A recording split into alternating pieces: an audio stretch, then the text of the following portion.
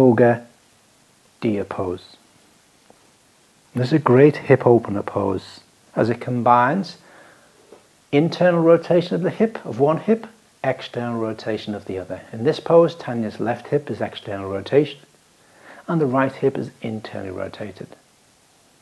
We've got rotation of the spine added into forward flexion of the spine. And this aids in digestion, also aids the liver. With the arms extended out in front for this particular pose, you're also adding in the lung and heart meridians. It's a great spinal mobilizer, spinal flexibility. How do we get into this pose? So, just sit forward. It's a normal cross-legged position. Which leg are you taking there? It was your left one, wasn't it? So you bring the left foot forward so that it's a square onto the mat. That leg is external rotation. So it wants to be parallel to the front of the mat. The other thigh is internally rotated with the shin likewise perpendicular to the short side of the mat. Hands resting on the knee, on the knees, and sit up. Super.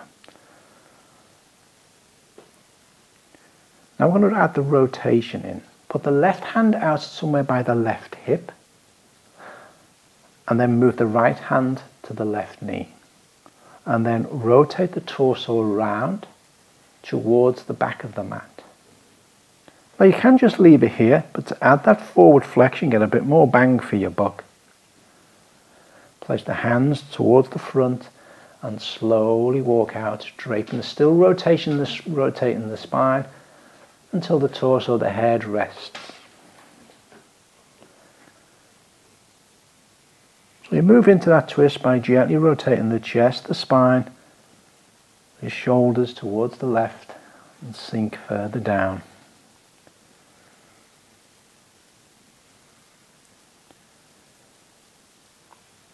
You can add a bolster or a block of some support under the head or chest in that pose if you wish.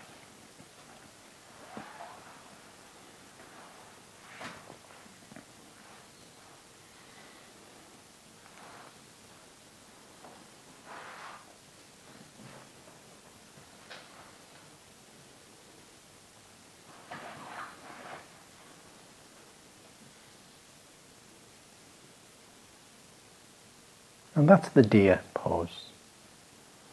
Great one for inner and outer hip. And obviously you'd do the same